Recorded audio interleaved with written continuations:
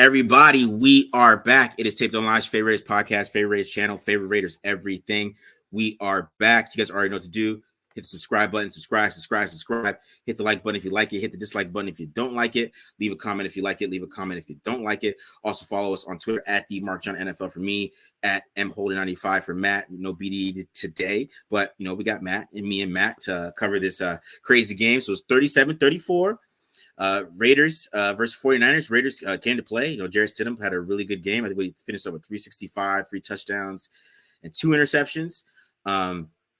So Jarrett Stidham had a pretty good game. I think they kind of controlled Josh Jacobs a little bit, but that's the Niners defense. I think they still set the record for this year for most rushing yards. It was like 70. But so they had a good game, man, offensively, and of course, defensively, it looks like kind of the same things that we were seeing. Teams, they had the chance to start passing on teams, and teams getting that passing mode, and we kind of see that secondary kind of fall apart a little bit. So opening thoughts, Matt. What are you thinking? You kind of nailed it right on the head. Stidham, I thought he looked good. I think the most impressive part was he was using athleticism, using his legs, scrambling a little bit more, avoided a few sacks that we've seen Carr take. And got to give credit where credit's due. He played pretty damn well. I think right off the 2 picks. The second one, it was one of those ones where he probably should have just ate it and tried to make a play a little bit too much hero ball with that pressure coming in his face. But ultimately, not entirely on him. And the other one too, I think was, if I remember correctly, like a tip drill, something like that. Not on him either. So, played a pretty good game. So to me, I thought he played well. I thought they had a simpler game plan for him. They kept it with the simpler concepts. They didn't try to you didn't see too many of the peels and all that crazy stuff. A lot of curl flats, a lot of the play action plays. With the guy blocking, and then like that one that Walker just now was a great play call. How Walker block and then come off and it caught them all off guard. They weren't ready for that. He's too fast, right? So that was a great play call, and you saw some of that early on. And then but when we got to the second part of it, I thought he impressed a little bit too when we got into the non-script plays. I thought he made some more plays than I thought. I thought he definitely played a lot better than I thought he was going to play. So I really thought that when he went out there and he's made some just decent reads. He hit some of those digs that they want to hit. But on that last play, I thought he just kind of just too much. He got too greedy. I know crazy cat. Right? Adams made that crazy catch. He was feeling himself a little bit. He was feeling himself. He's like, I'm going to go win this game. I'm going to throw one up to Devontae. Oh, shit. Here comes the defensive player of the year right in my lap. And then the game's over. Yeah. And maybe he makes that throw if he just slides up a little bit and just and hits it and throws it. So, there's definitely some backup quarterback quirks you saw there a little bit at times. But, he definitely executed the offense really well in the game plan they had. So, a lot of the problem was they couldn't run the ball. Right. I know they had like 70 yards rushing on them, but they couldn't run the ball. Right. So they had to depend kind of on that passing game. I think like on the tipped interception, I was talking about how they're running curl flats a lot. When you keep running curl flats, they're going to start jumping. That happens too. So I think that's a little bit on McDaniels too. So, I will say too, I felt like it was very much like the McDaniels game where first half the offense looks great. And then the second half, he doesn't make any adjustments and they stall out. And when I felt like they started actually moving the ball, was like what you're talking about, the off-script plays by Jarrett Stidham.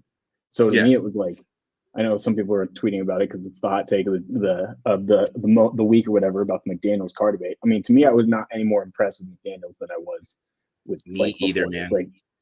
Like I said, granted they ended up scoring plays, but like I said, it was awful lot of off-script stuff. And again, the offense got extremely stagnant when they could have put their foot on the Niners' throats and beaten one of the best teams in the NFL over the last few weeks. And that's what good teams do. That's what good coaches do. That's what Andy Reid and the Chiefs do. And that's why they beat them. That's why they beat this Niners team. 2 months ago, what was it, 40-20 or whatever it was, and blew them out. Yeah. Yeah, because a lot of it too, they got up, right, 24-14, and then we saw the offense looks like when they get up, right? We saw it again. And then they got down, and then we saw the offense what it looks like when they get down, which is totally different. You feel like he coaches totally different when he's down than when he's up. This is so this is the 5th blown lead of 10 points or more. We're at 5 for the season. If they just hold on to 5 of those leads, you know what I'm saying? We had the division. We're playing for what seed are we playing for? So yeah, the scripts he comes up with, he does a good job there. It's just, what are we doing when we're up? Are we and even some of the red zone too, like the red zone they had this week. I mean, it wasn't that creative in the red zone. I know Stidham missed a couple throws. I mean, he had Devontae Adams, but they ended up scoring on that drive anyways. But then like he had one, a different one where he did run, and they ended up getting stuff that he had Hunter Renfrow. He could have hit him, but I mean, he's a backup, so I mean, I'm not gonna get too gripe on him a little bit too much on that stuff. But when they had a chance to put this game away. They couldn't do it. And then, they call him curl flat again, trying to keep it easy for him. And they're like, oh, let's jump. And then boom, ball's in the air and you get a pick.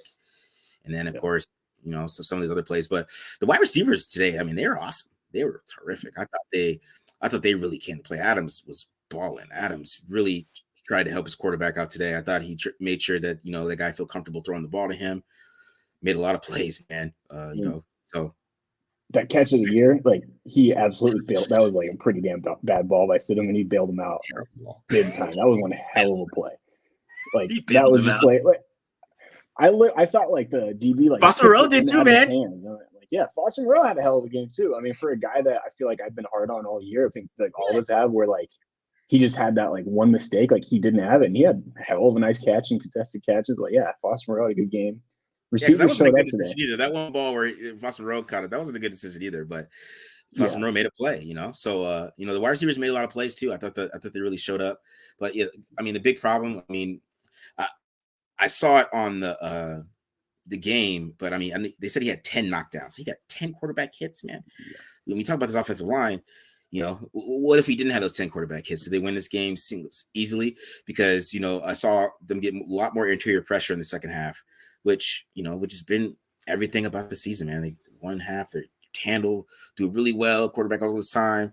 Second half, the quarterback is under pressure and it becomes a different game. And you get under pressure and you're throwing the ball and the ball flutters in the air.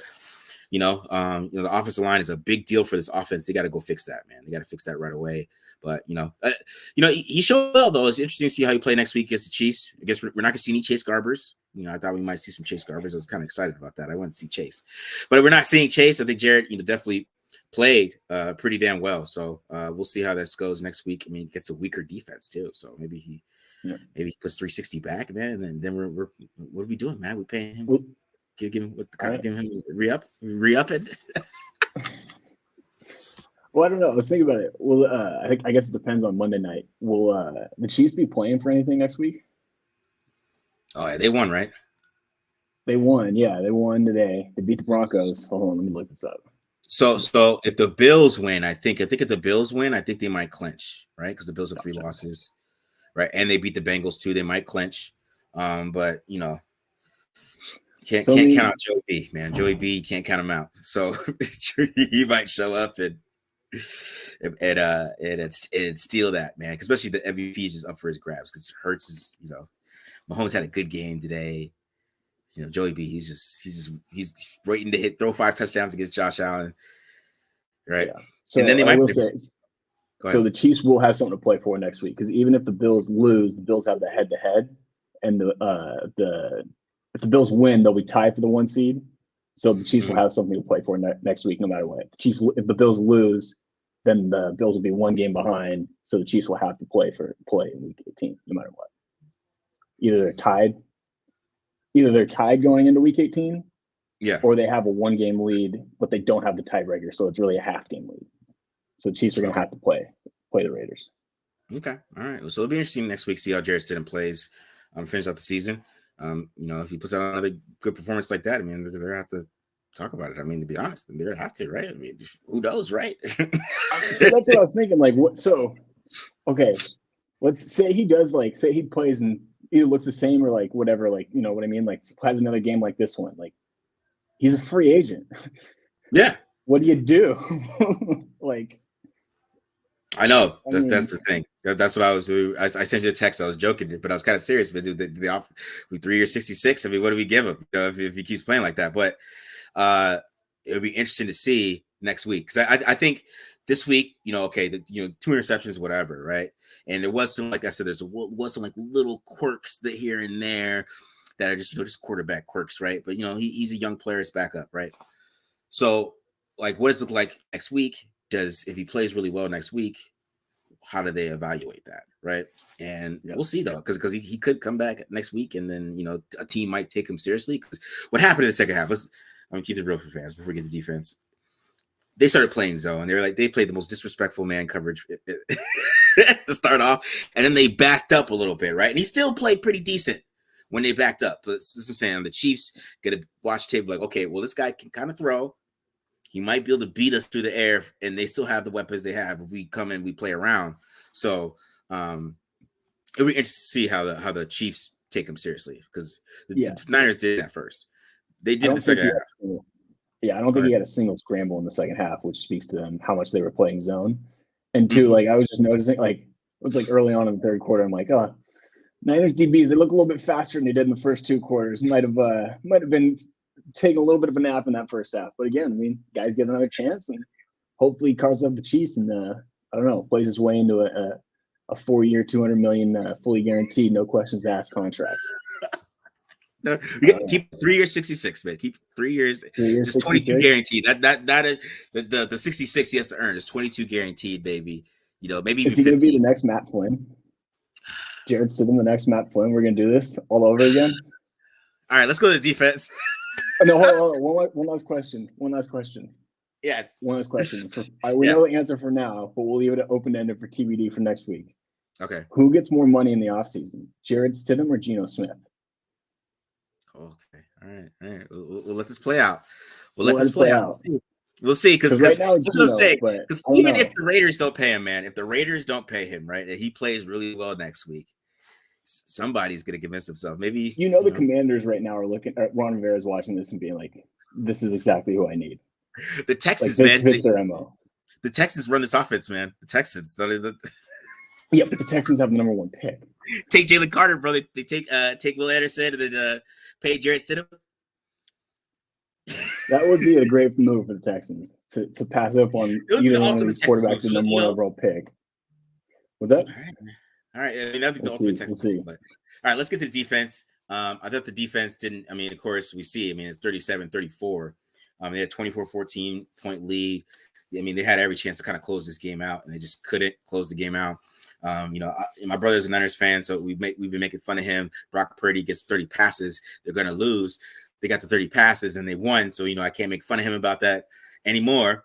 Now there's going to be more Brock Purdy daps, call him Tom Brady 2.0 after this. So Nate Hobbs had a bad game. They threw at Nate Hobbs on purpose. I think that was kind of and every team has since he's gotten back. Like, he's been bad. Like, not even debatable, like really bad. Like, I think he's forced like 3 incompletions. And I shouldn't even say forced. I think 3 balls have been incomplete thrown his way. Thrown his way. Did he force those? Yeah. I mean, if he had a forced incompletion today, but that was a drop. It was a drop by Ayuk. But when I say forced incompletion, I mean like he actually did something to force the incompletion. Okay. Okay. Yeah. So I mean, but Amik Robinson he's like the most frustrated guy to watch, because he'll make a play and he'll look awesome, and then like the next play he looks terrible, and then the next play he looks awesome, and the next play he looks terrible. It's like, man. So to be honest, if there was a guy to take another shot on, which I think he has a chance to come back, I would take a shot on him. I think he's played well enough. I think Hobbs is kind of like they're looking at him a little funny, because they attacked him, man. It was crazy. Hobbs needs to go back to the like the Gus Bradley, the slot role where he can play towards the line of scrimmage, because he's best when he can be physical and he can come up and make some plays against the run and make some plays against screens. But he's proven, like, we found out why he was a 5th round pick in the last few weeks, watching him try and play outside corner. Like, it's been pretty ugly, like, the last few weeks. He needs to go back to that role, and that's the problem. Is that's kind of Amik's role too, like you're talking about. And I want to give a shout out to my guy Tyler Hall. I know. Coming out of nowhere. No one, like, I don't even remember when they picked him up, and all of a sudden the last few weeks he's balling out. He had a hell of a nice play today. Saved a touchdown against George Kittle. And guys been playing like a freaking stud. Like, you talk about like a nickel that's making plays, like that Juwan Jennings play. Play my flag in Hall. That Juwan Jennings, I think there's Juwan. I don't know, Juwan Jennings. I think that was awesome. That was awesome, man. Because I mean, he got beat originally, right? But as soon as he got back and made a play on the ball, knocked that ball out, man. That was a great play. That was awesome. So yeah, he's showing a lot of growth, man. You know, that's what I'm saying. Like, is that a guy they bring back? Do they bring back Patrick Graham, Matt? At this point, do they bring back Patrick Graham? Because even if, right, take out Derek Carr, right? Take out Derek Carr, we bring in Jarrett Stidham, right? Jarrett Stidham plays, I mean, best to see he could play, man. You really can't play any better than he played, right?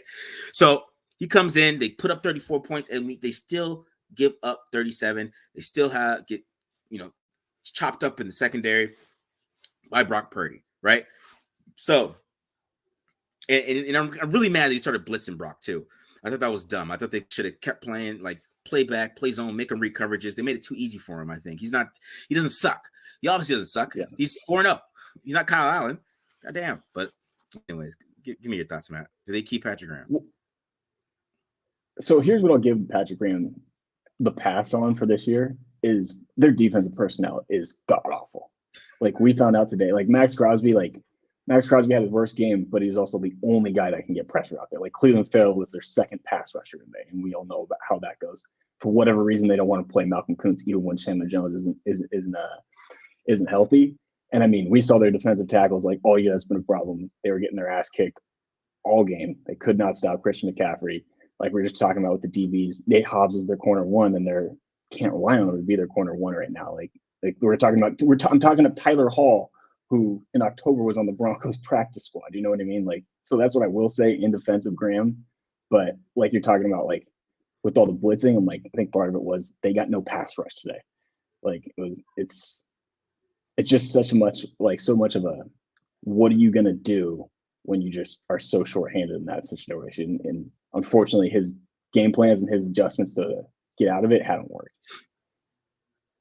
Yeah. It's just, well, I don't know. What about you? Are you want to get rid of him? I don't see how he survives. How does he survive? Right? Because he's McDaniel's guy. Yeah, that's true. But like, can McDaniel's find another defensive? I mean, he could hire Brian Flores or something, right? I mean, can he do that? I mean, Brian Flores still is not a defensive coordinator. He could do that. Or, I mean, Gerard Mayo is still technically he's not a defensive coordinator. Maybe he could talk Gerard Mayo into coming over here. But then we got to get some corners, man, because they're going to want to play man. Yeah, I was gonna say if you're getting pissed off with Patrick Graham blitzing and you want to bring in Brian Flores, buddy, I got some bad news for you. Part of what made Brian Flores such a great deco or great play caller out in Miami was they had about $50 million a year invested in their two corners. So. No, you can play cover zero. You do that pretty well. Yeah. So it's a lot, man. It's a lot to think about what they could do on defense. You know, because they really have no pass rush. To be honest, they really didn't this game. You really could feel. You know, even if they got pressure, you know, Purdy was able to just make one guy miss and then nobody else was around. You know what I mean? There's no interior. Yeah. There's no interior pressure or anything like that. So, yeah, it's interesting, man, to see what they're going to do on defense. I don't know what they're going to do, but it's not looking good. I mean, this is kind of the glaring game, you know. I know a lot of people are mad on me on Twitter. They think I was trying to make a car point, but I was making a point that, like, yeah, we could put up 34 points, man, but you can't stop anybody, man. It don't matter. It don't matter. We had a quarterback go out there, throw 365, 3 touchdowns, like 34 passes. I don't even know what his YPA was. I'm sure his YPA was high as hell. I'm sure it was in the 10s, right? And, you know, just throwing downfield, making all these plays, making plays out of the pocket, and then, you know, defense does what it does. So we got to fix that side no matter what. You know, that's got to be the key thing they got to do. We need some damn corners for sure. I mean, that's kind of showed the holes a little bit. Badly. Yeah. And I mean, that's kind of like what I'm hitting at, where I was hitting at too with, like, I mean, if anyone was the defensive coordinator of this defensive roster, like, I don't know how much better, especially with like guys like Chandler Jones not really playing that great for the majority of the year, Bilal Nichols being a ghost all year. Yeah. All the injuries they've had at corner, like, that's where I do give Graham a little bit of a pass, but yeah, it's tough to make the argument that he needs to stick around. But not a hill I'm willing to die on. Let me put it that way before my mentions get flooded. Yeah, man. Yeah, it's yeah, the defense is just bad because you know it's I mean, we play offense like that, man. You just can't lose, man. You put up that much on the Niners, you just can't lose. Like, I don't care who the quarterback is, man. You ball like that, you put up that. It's just disappointing, you know. Just for like even like his first start, you know what I'm saying? Yeah, he could feel good about it, right? But he's going to be thinking about that pick he threw and how that set them up. But that wasn't on him, you what I mean? That was it. Didn't on the pick or whatever, but he did his job in there. He played well enough for them. When you lose, I mean, the defense is definitely getting looked at. Just like Derek Carr missed that throw, he got looked at. I mean, you got to look at the defense now this week. So, all right. Do you got any questions here? Anybody questions? Anything? Any comments? So, we got which cornerback we're taking 8th overall before we get out of here, Matt? They did. They punted twice. Nice. Yeah, they punted twice. Yeah, so that was good. We're at 7 now? We're at 7 right now. Okay. Yeah, I think so. I think I just looked at it. But either way, I mean, I would think Joey Porter Jr. would probably be the guy.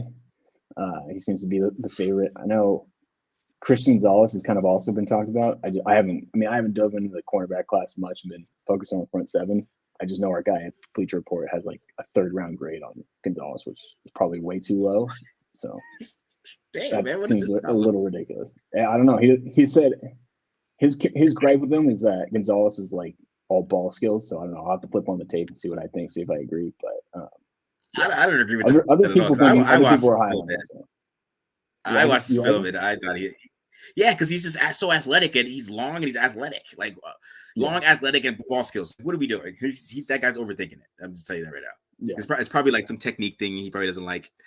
Come on, man. Probably. You're overthinking it, bro. Yeah. I mean, I'm up for it. But one play he left his man and went and picked off a pass. That's why I was like, oh, you know what? You're a playmaker. That's what I need. I need a playmaker. But I like that at corner, but who knows what they're going to do? Because he's saying, at this point, they still could go quarterback. So it's going to be interesting to see what they do there. And CJ Stroud kind of played his way out of our range a little bit yesterday. So, yeah. And I will say, too, Keely Ringo had a hell of a game against Marvin Harrison. I saw it was like he gave up the 1 touchdown, but that was legitimately the only catch he gave up to Harrison. It was like Harrison was 1 for 5 on him or something like that. So another guy to keep an eye on. They're trying to come up with my Stidham name. Stiddy Viddy. We doing that was worth the breakdown. He's gonna get a breakdown from me. That was worth it. That performance. He earned a breakdown. He earned it. Good job. There you go. Jared. He earned a breakdown. Where we don't, instead of Carfax. Yeah, Stiddy Viddy. I don't know. We'll think of something. Stidham stock. Stidham stock, or I don't know. Man. Stidham stock watch. Stop calling Dagger. Hey, I texted you in the middle of the game. The 49ers had no answer for Dagger today. I was shocked every time they played zone. They ran it with like 3 different guys running the dig, and they could not cover it. It was wide open like 5 times. Yeah, man. Yeah. I was like, I'm like, D'Amico Ryans, you're supposed to be like a genius. How are you not stopping like this staple concept? Maybe because it hasn't worked in like 5 weeks. So they're like, screw it. But Dagger was wide open today. I don't know why. Like Fred Warner's taking the cheese. I'm like, what the hell is this? All right, let's get out of here, man. I'll answer this question before we get out of here. It's not good college tit facts. I see some good names here. He went to Jarrett. I like that one. But my QB ranking, I don't want to do that yet because I haven't watched CJ Stroud's game against Georgia on tape, and I want to watch that before I make any ranking. Before I do anything, I want to finish that. But I'm gonna tell you guys, I kind of am an Anthony Richardson guy. So at that kind of the tools, it's just some of the things you just can't teach. Some things with him you can't teach. I just like that. I like that he's kind of a pocket guy. He's kind of like. Let me say, because people try to act like he's a option guy a little bit to me, and I think he's more like a pocket guy that has to run when he has to run, right? So I like that because if he has to run, it's a 4-4. So yeah, and it is like a locomotive. It's a 4-4 locomotive, and he's a tank too. He's like 250, right? Something like that. Yeah. What I will say about Anthony Richardson is, you talk about him. He has a lot of stuff you can't coach. Can you coach the accuracy in him? Because this is the thing. All over the place. See, because maybe we get the quarterback coach that can teach that. But the other day, man, if he doesn't see it, it's a 4-4. It's a 4-4. Let me ask you this: do you trust Josh McDaniels to develop Anthony Richardson? No, I do not. Because you talk about a quarterback coach, that's the quarterback's coach. No, I do not trust him. But hey, what about the next guy, Matt? We got to think. If he can't do it, maybe we can get a guy that can come and do it. That's all I'm saying.